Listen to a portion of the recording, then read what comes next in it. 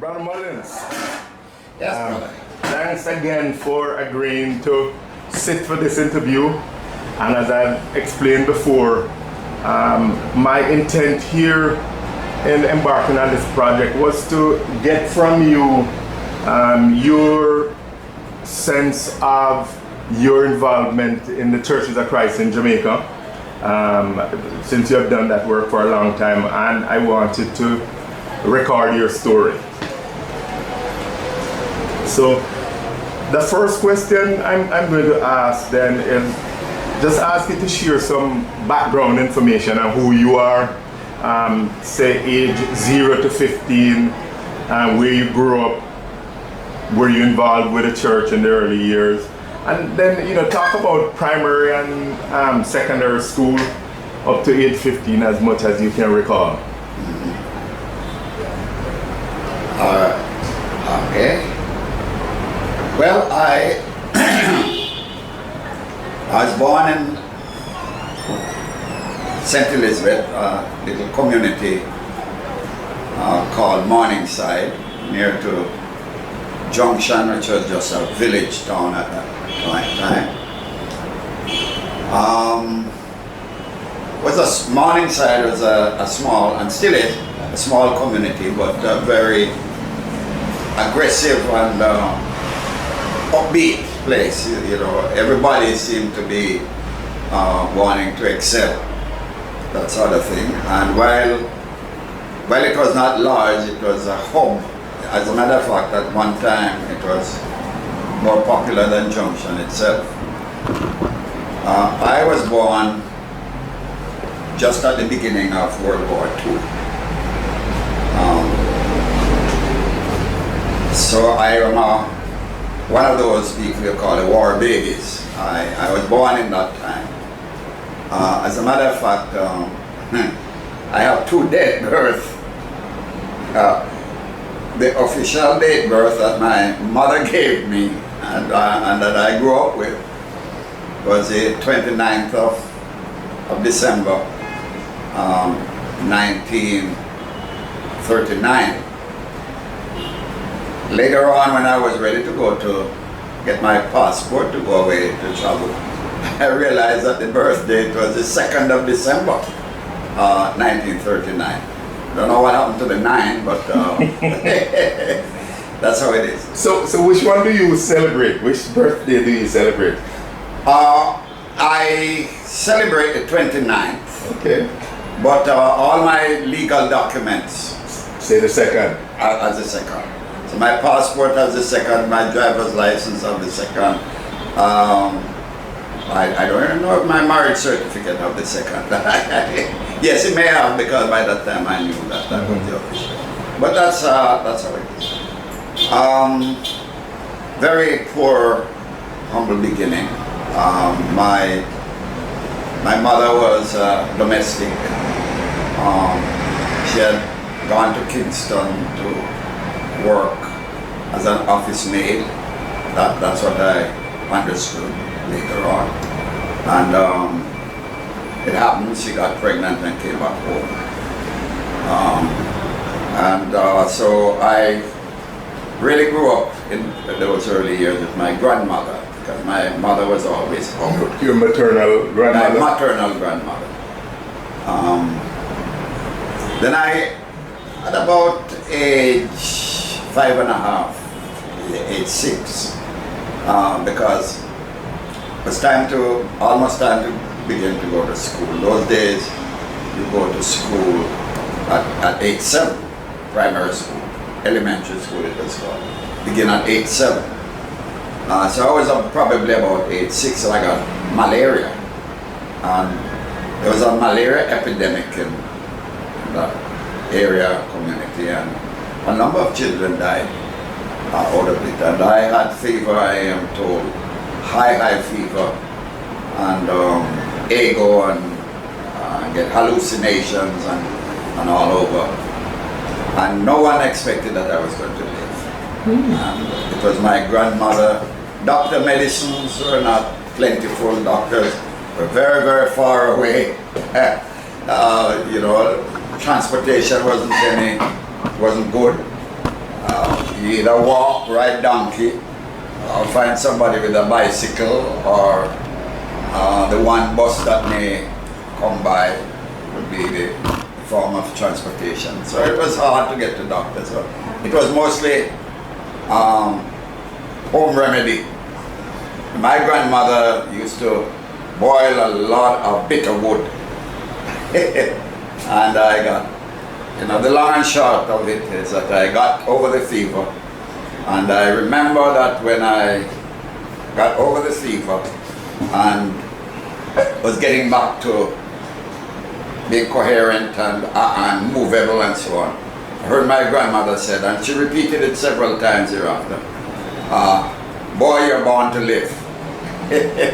You're born to live. And I grew up with that sort of thing, that I'm born to live, and therefore, nothing is going to stop me from living. And my autobiography that I'm writing, Brother Jim, the title of it is Born to Live. And one day I pray I will be able to finish it.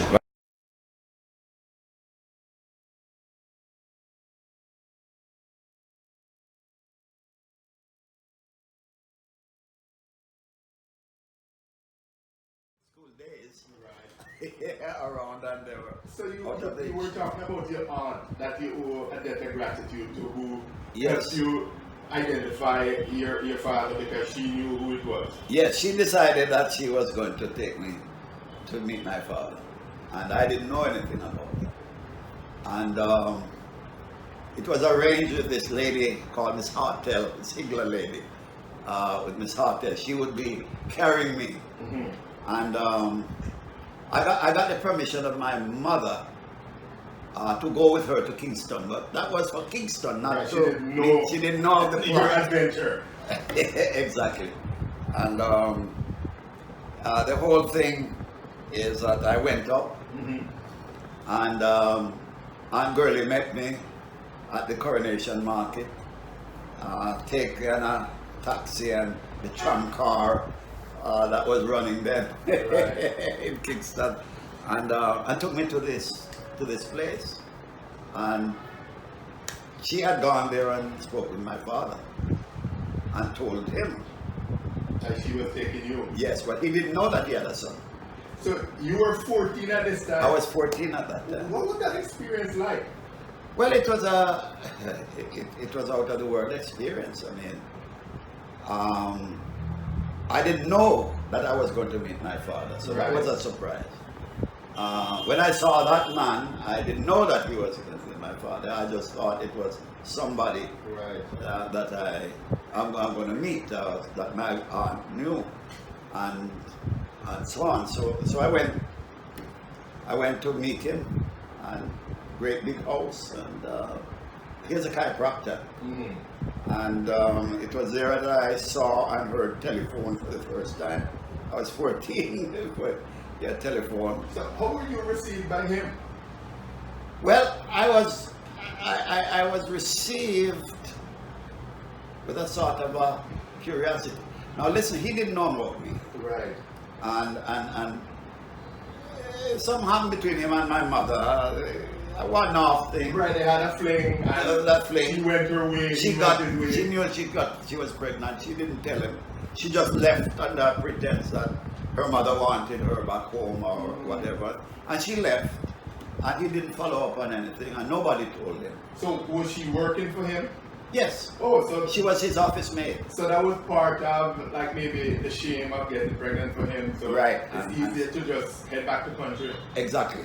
And the policy in those communities at those days, you're looked down upon if you get pregnant like that, especially for a married man. Right. Those were not no thing. The morality and the standard of living and expectation in those rural communities were high, and so it was a shamefulness, and that's why she kept things secretly, secretively, and so. But the whole thing is that my father asked me a number of questions. I didn't know he was my father. I thought, well, somebody's going to help me. Right. And one of the things that he asked me about is what I would like to do. And I said, I'd like to get to a secondary school. you know, that was the only thing I wanted, to go to a secondary school. And so on. And he said, where? And I said, I don't know any secondary school, but I'd love to go to Kingston. I want to go to Kingston, to a secondary school, and so on. And he asked me a number of questions, how I was doing in school, what I liked to do. I didn't know if I knew what I wanted to do, except go to secondary school. But what I didn't know is that what I do know, when I left there with a lot of books. He gave me books, a lot of Shakespeare books, a lot of things, and he told me to write them, and so on. So when I got back, you know, I told my mother. She was terrified. She didn't know. But Up to that point, I did not know. When I came back. Oh, so this was just somebody you It was just somebody asking questions. Because the generosity of people at that time was to help the unfortunate. People were kind-hearted. Those with means will go all out. They would adopt children and send them off to apprentice, you know, and so on and so on. Several of them sent people to England, sponsor them to England and so on. So the idea of helping was a part of the... So you've just been a kind person. I've just been a kind gentleman. Who might help? Who live in a big house, who had telephone, you know... Give you books. And gave me books. To further your passion for and reading. gave me money. I didn't get the money, my aunt got the money. and I got books, and I was to write him regularly, which I did. It was after I came back and the dust was settled that Miss Hartel, the Higgler, told me that was my father, and that he was a doctor. And what kind of emotion were you feeling then when she said that to you? Well, what could you feel? But you know, that something has happened. You know, everybody else around there had their father except me. All the people around in Morningside and that was in this because whether they were married or not, they lived together, and the family was a family intact. So everybody talk about their father. Everybody had their father. We all know their father. But I was one person who my only father was my grandfather. You know. A confluence of circumstances, of persons and situations obviously influence Brother Mullings' entree into the ministry. I was in the right group of young people. All Jimmy Tucker. Jimmy Tucker Sr. was a part of my youth, my youth influence in the early Christian days, in Youth for Christ. Jimmy Tucker, I was with Jimmy Tucker and two others as a Bible Bowl for Youth for Christ in that. So there was that. Then we were always going to Christian functions, always. Right. And I got involved with even to the discouragement of the Hergets at point. I got involved with the Grace Missionary Church. Now, the Grace Missionary Church was started by Mr. Forbes. And Mr. Forbes owned, you know, a Tropical Plaza. That whole area where Tropical Plaza is now. And his house was where Kentucky is, on the other side. And George Forbes was the founder of Kingston Youth for Christ. And his daughter was, you know, the pianist. She came to live up here. She just died, you know, became a good friend of my sister and me, and so on, Faith. And their son also became the principal of Monroe College. So it was in that Christian atmosphere. And then he started the Grace Missionary Church in his home. And then it eventually moved down to West Avenue where it is now. And I was involved there in that whole thing of the breaking of ground of the building and the dedication of that. So we were always in Christian influence. And I don't know, there was no compelling factor other than the influence of friends, being in that Christian environment, and going back to school days and Dr. Canon King factors. So those helped. And when I got to Canada now, I got to Bible college, because a lot of people go to Bible college and don't go into the ministry. Right. They're going to counseling. Or, Right, and so on. Right. But then I got one of the greatest preachers of all times that I have ever come across. So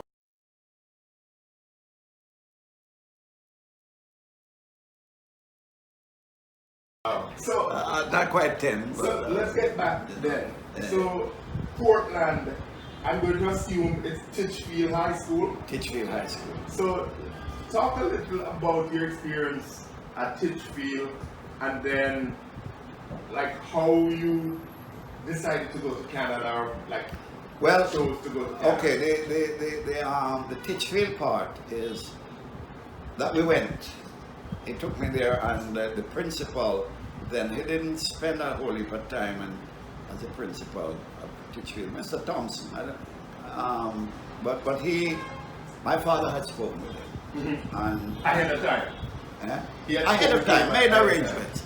I should say this for my father had made arrangements with him, and I had a lot of negatives in the whole idea. First, I was too old for high school, to be taken into high school, not being transferred from another high school. Those days they were strict in that sort of thing. Then, you know, I was coming out of a primary school at that age without any exposure to high school. I had all those, but the principal at Morningside Elementary, oh God, R.S. Gordon, what's his name, Mr. Gordon, or R.G. Gordon, R.S. Roy Sylvester Gordon. He loved me, and he did everything. He wrote a beautiful resume and recommendation and so on, and tell what type of students I am, and ambition and so on and so on. He gave me a real write-up on the papers and so on. So all of that.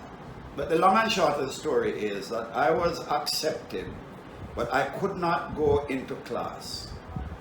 I had to, and there were 3 of us that were like that.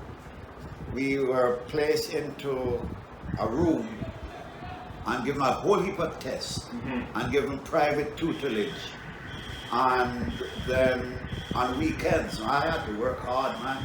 On weekends there were about 4 teachers that would give me extra classes and so on, so that I come up. I was good in math, not very good in math, but I was very good in English, very good in geography, excellent in history, and religious knowledge. I was good on those. But the science subjects I was weak. Mathematics I was just barely. So I had to get on par. But by the end of that school year and the beginning of the next school year, I was now able to go into class with the other students. So about how many of you students had the private tutoring and weren't in the regular class? There were 3 of us that I can recall. One of them did the job. I think we sort of scattered because they were not all living in Port Antonio. They were coming in and out. But I lived right there near to the school. I lived very, very close to the school. I lived right across from the Titchfield Hotel. Okay. Right near to the Montevin Inn? Is that hotel called the Montevin Inn? No. The Montevin Inn right up there, that's called the Titchfield Hill. Oh, right. But the hotel burned down, and that was on Queen Street, right down from Montevin. down Okay. toward Titchfield. Okay. And that was the glory days of Port Antonio, man. The Titchfield Hotel and the ships coming by. Trident. Titchfield. And okay, and all that. But I did well. And I couldn't go up for senior Cambridge. I wasn't, for the age, Right. and how senior Cambridge was. And senior Cambridge, you have to take all the subjects, Oh, science, math, Everything, English, you have to okay, take all of okay. it. And you were deficient in some of the subject right? areas. But GCE was just coming in. Mhm. GCE Cambridge and GCE London was just coming in. It's after the war and things have changed now, and they were just coming in. And those who could take subjects, Right. You could take individual subjects, or as many of the subjects you could. And so I was sent up for 6 subjects in the GCE, and math. I did fairly, but I did math. I did history, English, geography, religious knowledge, and literature.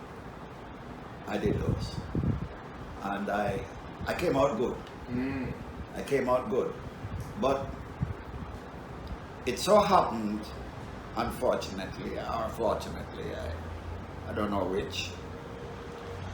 My father had a house in Port Antonio. It was a guest house, and I lived there, and he had a caretaker, a lady who manages the guest house, and he'd come on weekends and so on. But it was a different type of relationship, that was. But while I was writing exam, my father comes and he says, "Look here, they're selling this house, and we have to move back to Kingston." And so, within a week, right after my exam, I wrote the last exam. Wow. I wrote the last exam on Friday, and on Monday morning, we all moved back to Kingston. Never even get to say goodbye to my friends and even to the principal and some of my teachers and so on. But I also had a lot of people who showed interest in me. There's an Anglican priest, and I owe my Christianity to an extent to him. You probably might have heard the name. He's an Anglican priest in Port Antonio, but he taught at Titchfield. He was a chaplain at Titchfield. Canon R.O.C. King, Rock. What's his name? King, Canon King. He taught me Bible knowledge, and he was saying to some of us young men about the ministry. It's the first time we hear about ministry and that sort of As a thing. vocation. Right. And then after I came back to Kingston, about 2 years after I came back to Kingston, was in 1958, I remember. 58, yeah. Billy Graham Crusade came to Kingston, and Canon King. I had made contact with him, and he was the head of the Ocho, and he used me. I wasn't even a Christian or anything like that. Was this for a Keswick convention? No man, a Billy Graham Crusade. Billy Graham opened a crusade, the first evangelistic crusade. Yeah. And I worked in that as a Ocho? as an usher, and collect offering and direct people to the sea. It was really a wonderful thing. But Canon King was one of my mentors there in that. Then I come back to Kingston, and my father arranged for me to take private lessons to bolster up on the subjects that I was weak in. Right. And so on. And the man who was to teach me turned out to have been the half brother of P.J. Patterson. I met P.J. Patterson, former Prime Minister. From way back then, he was going to UC. But my father had the place on Trevanian Park Road. It's a great big house, big property. and he had a number of cottages on the property that he rented out. And one of them was Mr. Henry, Don Carter Henry, was a half brother of P.J. Paddis. And he was part of the Gainstead High School in Kingston. And my father arranged with him to take me as a part-time student at Gainstead. But that didn't work out, so I took tutoring from him privately. Some other students on evenings and weekends are there, but I never sit any of his exams, any exam after that. So I really had 6 good subjects, and that was enough to have taken me onward. From there, my father arranged for me to have a job, to get a job, and I got a job in the income tax office. Oh, you were a tax collector? No, I wasn't a tax collector at all. So I got that whole thing, you know. I was placed in the filing department, and oh my goodness. The filing department was where every taxpayer's file is kept. And talk about this organization. I look back at that place and I don't know. Files were misplaced, files couldn't be found, you know, and so on. And I was placed. Eventually, I recommended and they accepted that we closed down the thing for a weekend, and a number of staff come back on Saturday and Sunday and revamp the whole filing system, because you couldn't find files, thousands of files, but you couldn't find them.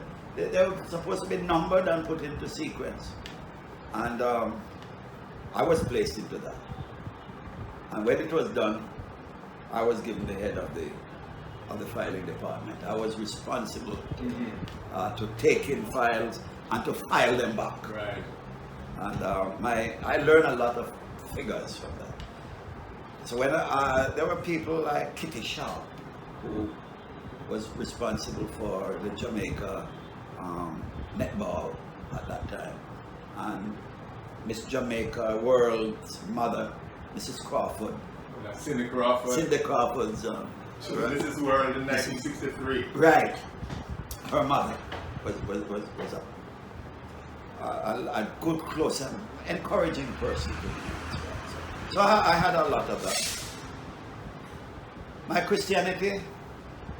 Yeah. When did that happen? Well, I was now working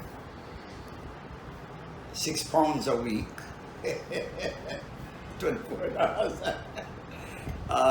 6 pounds a week, and I had a bicycle. I bought a bicycle, and so on. But I had some friends who, co-workers and some other friends, who at lunchtime we would go to the parish church.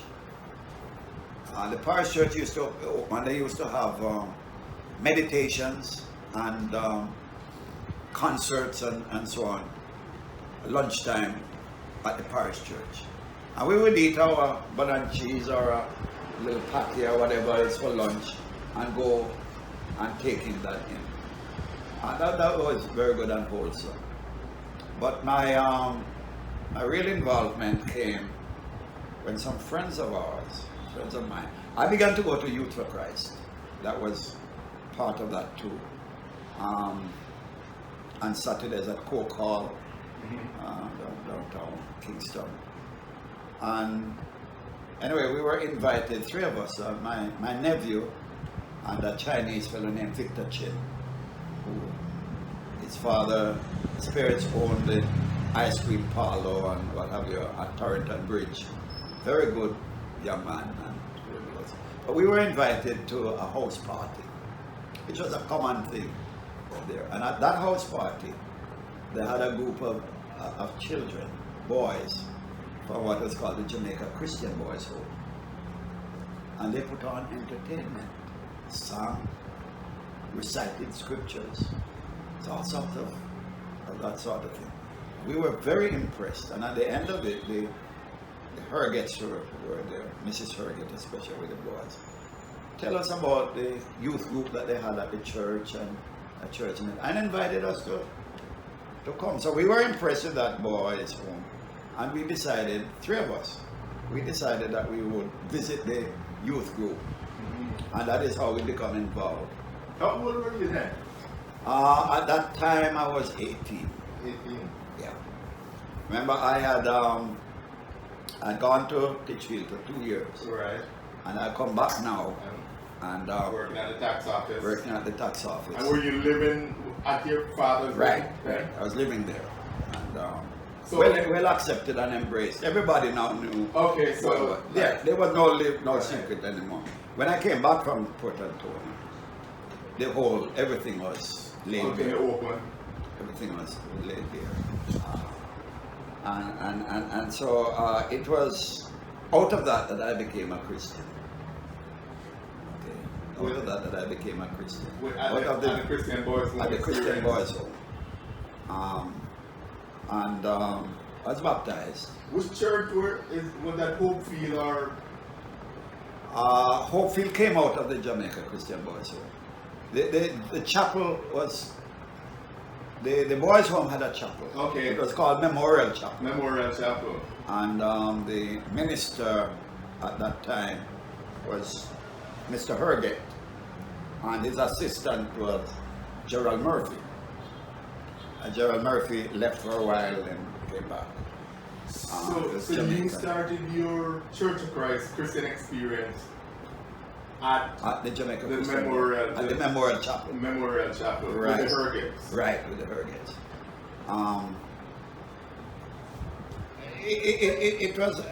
It was a time and a great youth group.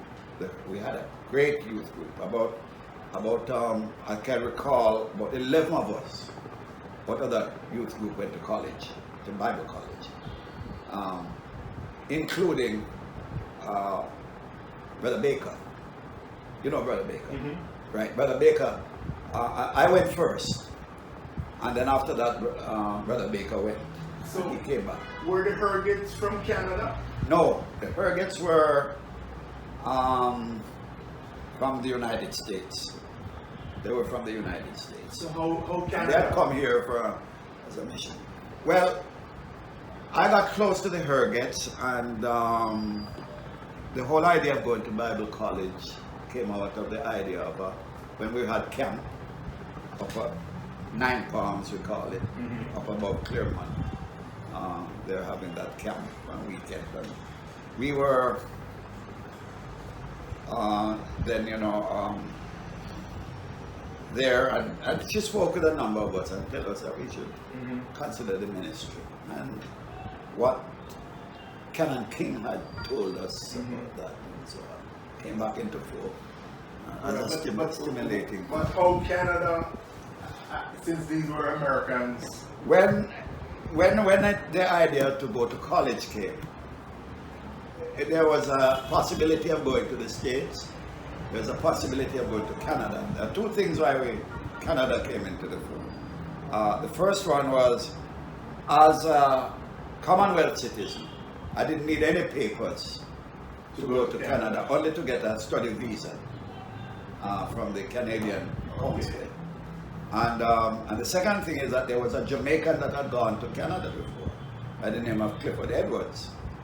And he had studied at that college and came back to Jamaica. in Alberta. Yeah, he had gone there. So I wasn't the first person to have gone to Alberta. Okay. But he had gone, and he did very well, although he made a mess of things after he got back here. But the Canadians treated him like a king. And so it was out of that I got to go to Canada. As a matter of fact, 3 of us were to have gone to Canada. But the other 2, Albert Dawkins, his papers were turned down. He didn't have enough sponsorship to have done that. So he went to England eventually.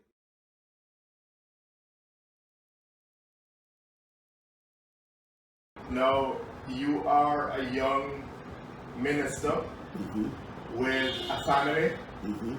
How was that like? I mean, what was it like those early years for you as a young minister, juggling the responsibility of being a minister with raising a family?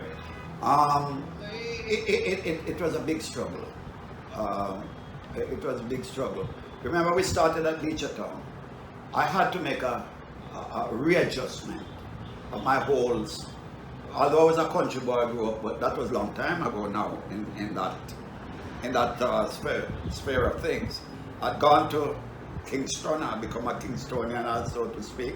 I become a student in Canada and exposed to the Canadian culture, international travel, and national travel, and so on. And I had to come and make a home in Beachertown. Not even no running water, no nothing like that. It was difficult, but we adjusted to it. And I focused on doing what the Lord wanted me to do. Ministered and started at that time. I did the Clover Hill Church, built them their building and ministers there. The Greyfield Church as well, that started, and started the Claremont Church all the time while I was there. And I didn't have much money, and we didn't have much resources, but my wife Myrna was a tremendous woman. So she was teaching She at was Fern teaching Court. at Fern Court. Did you teach at that time while you ministered? Or No, were I you didn't ministering teach. full-time?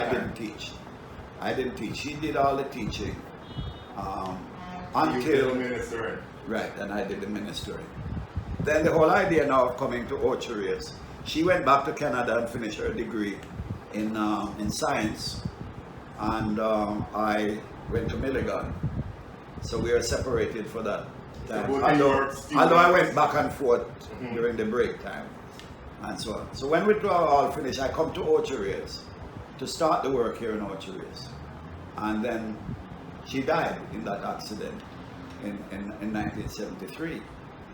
Paul was 7 and Tanya was 5. You want to mention, so she was going on a church trip.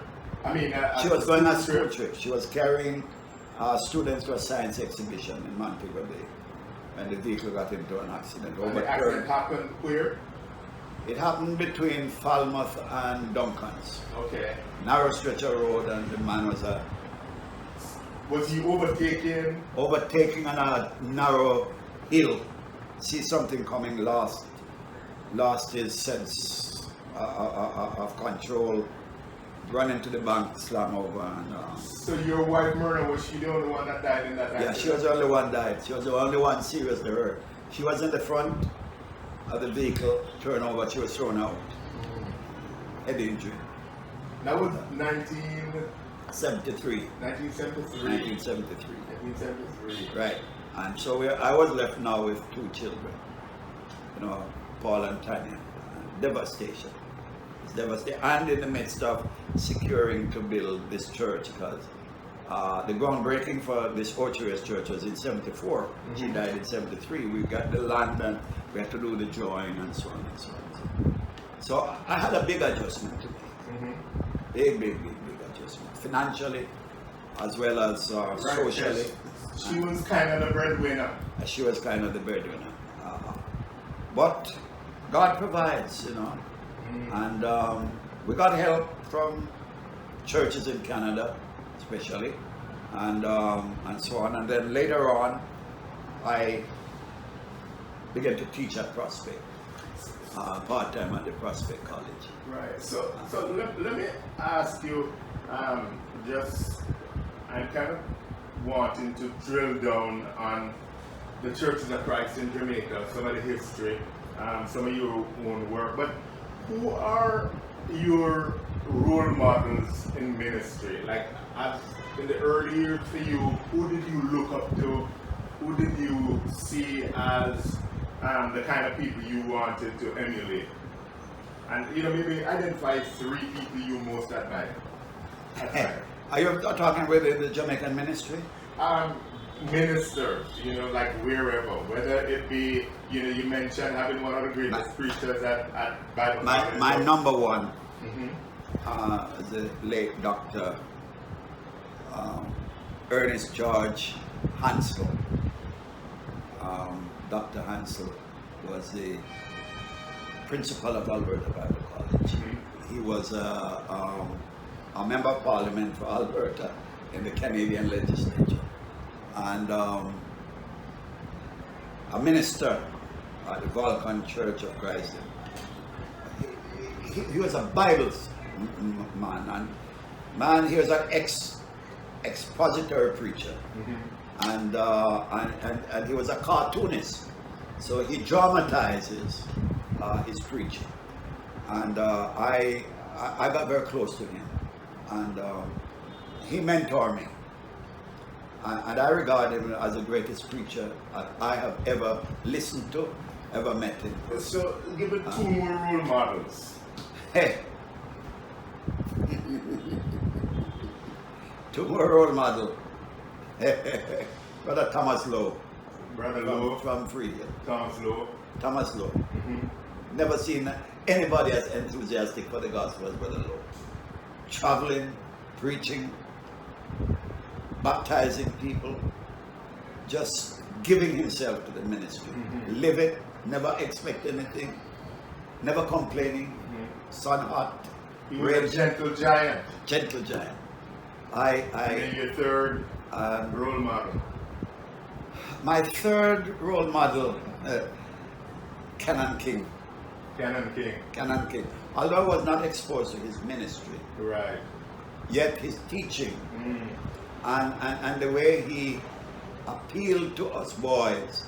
In other words, he saw the ministry as something that you must aspire to. You're needed in the ministry, but the ministry needs you. You need the ministry needs you, sort of thing. And he would encourage us boys. I tell you, I put that in part of my resume in a plot. So I am indebted to Canon King. One of the persons. So, let's talk about. Well, I tell you, the Lord blessed me with two wives. Not at the same time.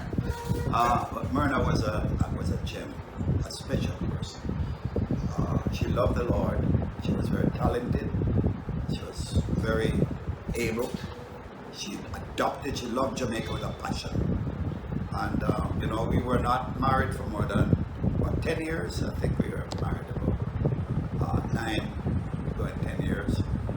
So it wasn't a long time, but we did share the Beachertown ministry. She was head and feet, every part of her was involved in the ministries there. She gave up herself in the Beachertown, Clover Hill, Claremont, Greyfield ministry, and in the laying of the work down here. We go back to Canada, she studied, I studied at Milligan, and come back to Ocho. It was in our bedroom that Sunday school classes were held and so on Sunday mornings. She adjusted herself to it. I was just getting into that function of giving in fullness when her unfortunate death took place. But God knows all things. It was her vision that we had this educational wing, and we put that, it was here at this church dedicated to that. Pansy, the Lord provided her. She came into my life at a time when I needed somebody like her. 2 children, no money, a whole heap of things involved in the work of the church here in Ocho and so on. Pansy is a woman of great super talents and strength and commitment. She runs the St. Anne's Bay work. It would not be without her. She runs a home. She became mother to Paul and Tanya in those tender years. She gave them love, and she mothers the church here, and so on. And she's always with me and in supportive role in everything. So God has blessed me with 2 great wives. Thank God for that. Thank God. really for that. And I tell you, if every minister had the wives like I had, I tell you, there would be a fire like for the Lord. All right, again, you know it, understand it. You know, what has been the Churches of Christ's biggest success in your estimation, and what are some of the current challenges that the church is facing? Well, the Church of Christ in the early years of the late 40s through to the mid 50s was a movement on fire. It was a missionary movement. It was focused, albeit not to the extent of much vision beyond the well, these people, the missionaries who came, were evangelists, and they climb the mountains and they go into the interior. They leave the cities.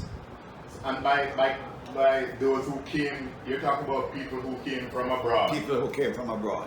Yes, and all credit to their thing.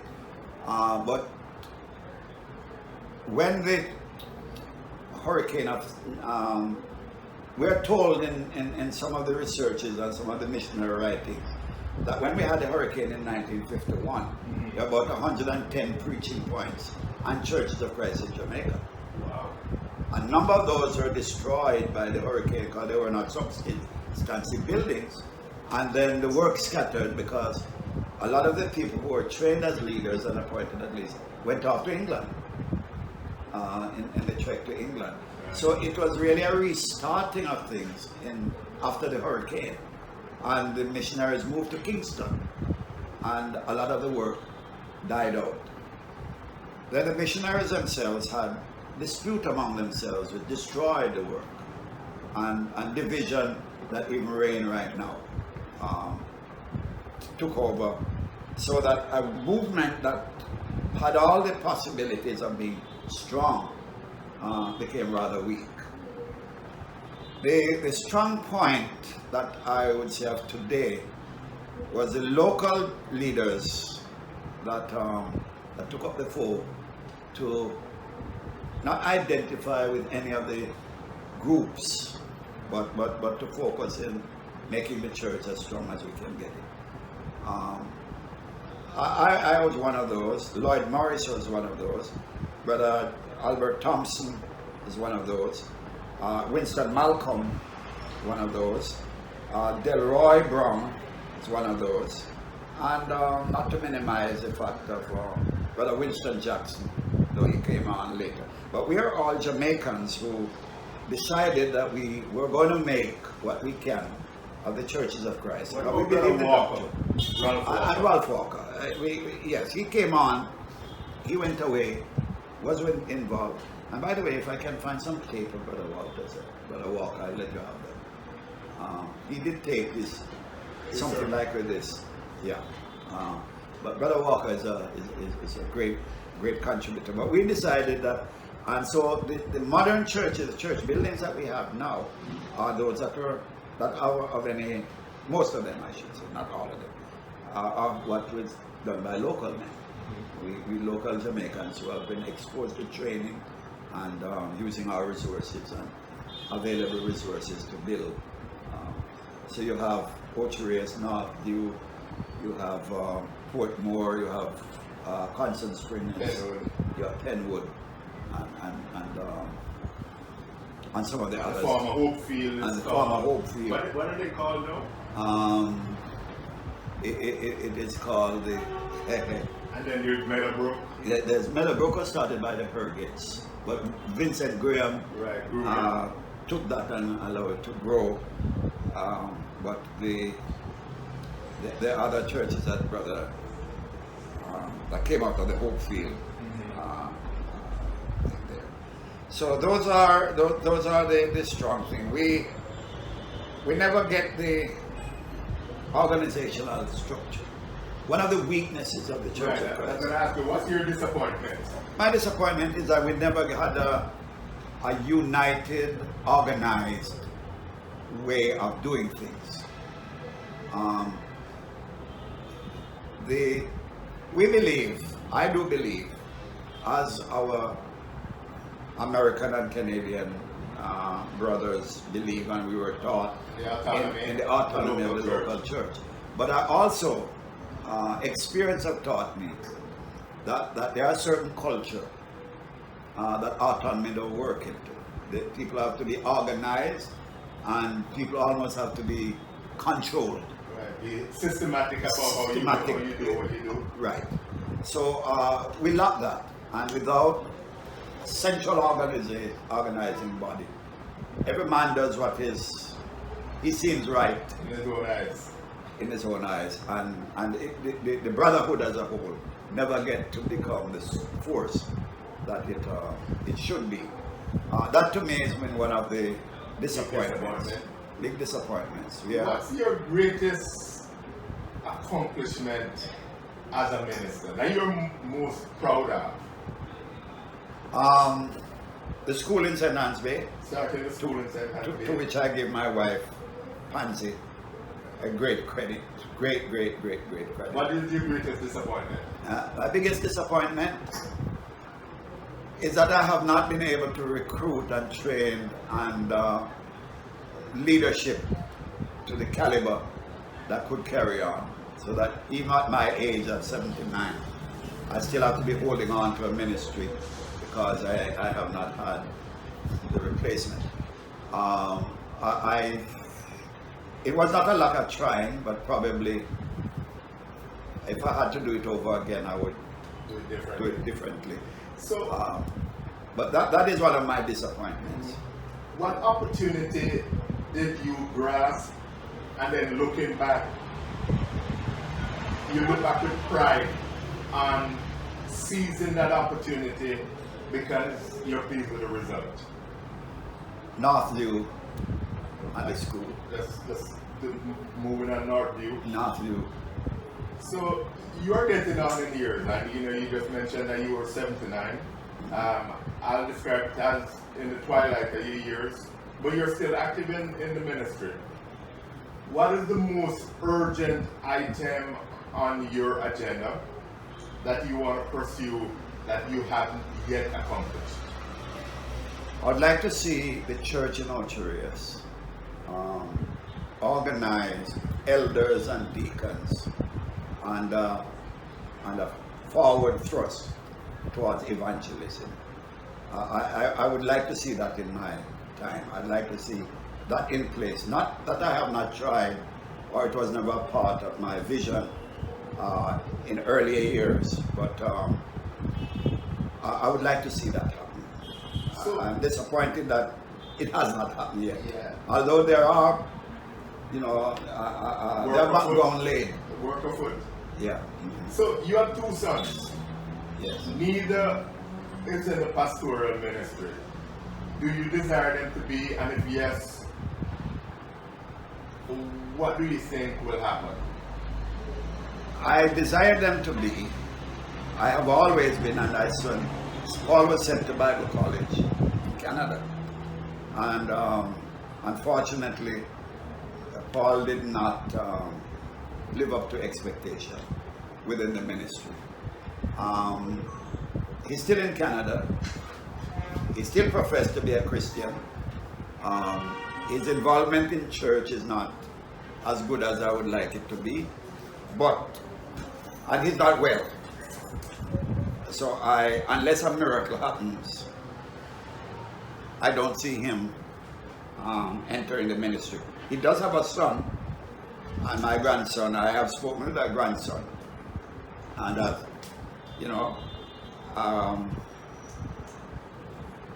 challenge him, give him the challenges of the possibility of the ministry. Oh, you have to come this way, brother. You can continue. Yeah. Randall, I don't write off Randy at all in coming to the ministry. Randy has a very deep Christian faith and a deep commitment to the to the church. He is totally involved in church in Florida, in the church. But if that was a smaller church, I think Nydell would probably be an elder or some officers, and moving towards fulfillment in that. But I don't.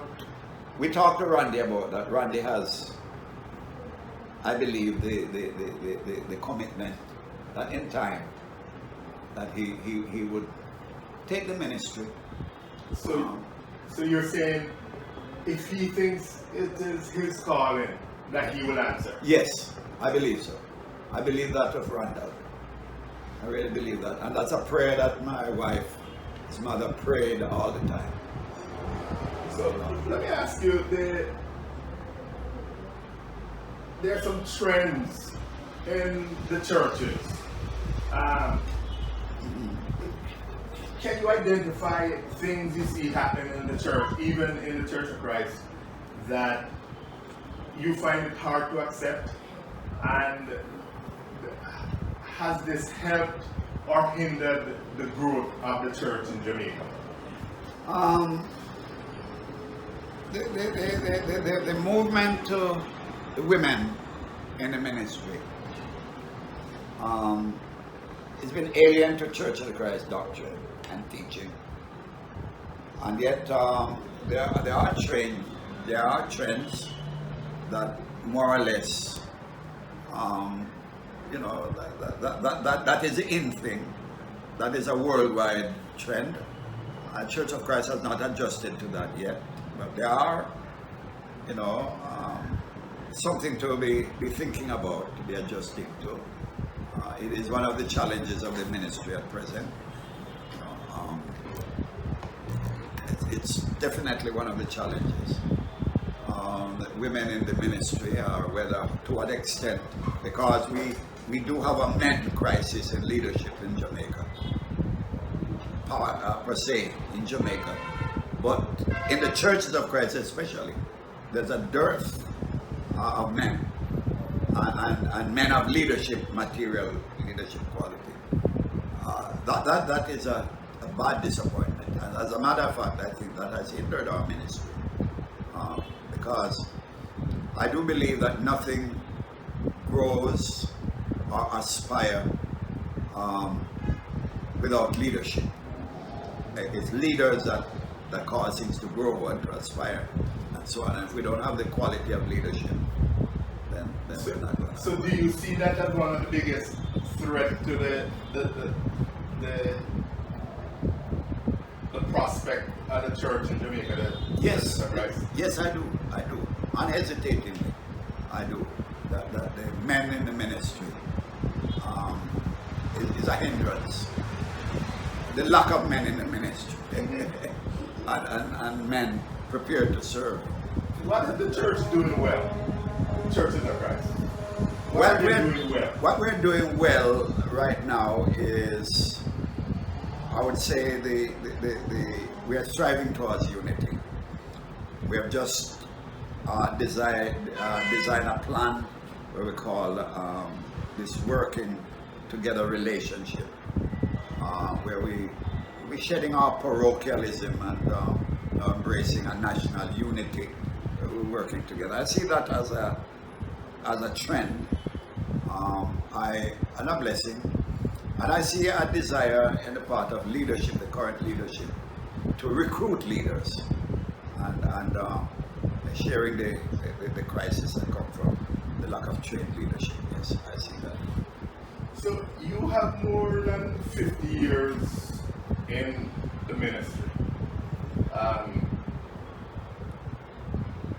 Recently, and I don't think it's new, it's just been in the news, in the US, the issue of sex abuse in the Catholic Church, and in some studies in the Baptist Church, it was found that they have a bigger problem, if not bigger.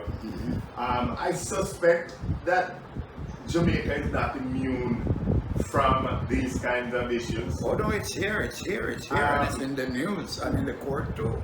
What do you think that we need to do? And by we, I mean people like you in the church, you in leadership, need to do to protect young people from being preyed on? Well, there are lots we could do. There is a teaching part of it. There is the whole factor of the leadership quality and the firmness of our conviction. All of that has to go. But leadership of the present time, we have to, as the Bible says, abstain from the very appearance of evil. In other words, we've got to take all the precautionary measures that we possibly can. Okay, and if the minister can counsel within the ambit of others being present or nearby, and don't put himself into any uncompromising situation or temptation. Or you mean compromising? Compromising, yes, that's what I mean. Situation. All of that, may help. All of that may help. But the fact still remains that in the churches of Christ we are congregational governed people, and we don't have an organization that controls and so on. That's unfortunate, I believe, but that's how it is right now.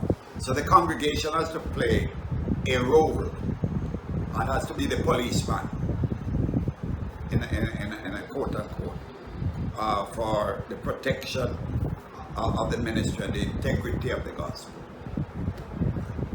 So I really want to thank you for sitting down for this interview. I have one final question of you. What would you want generations to come to know about Nydell Carlton Mullings, minister, Christian, family man, community pillar? What would you summarize your story to be?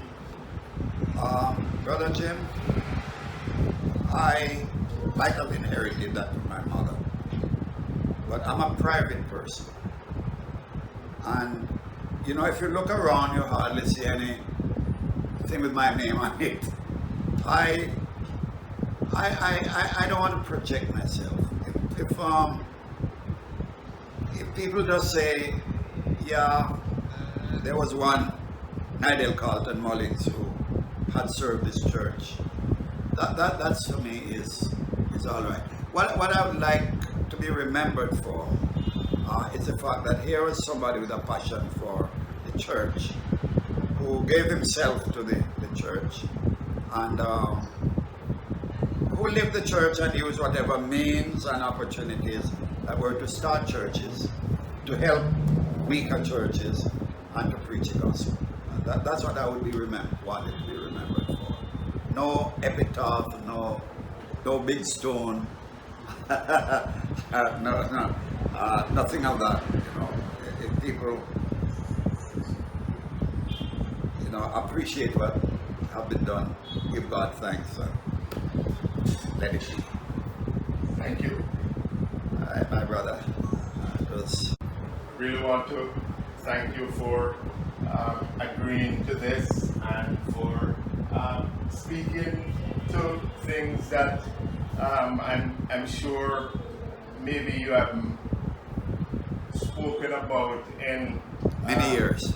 Many years. And again, the circumstances, family circumstances, church circumstances, I think God's plan was in place, and all you had to do was follow.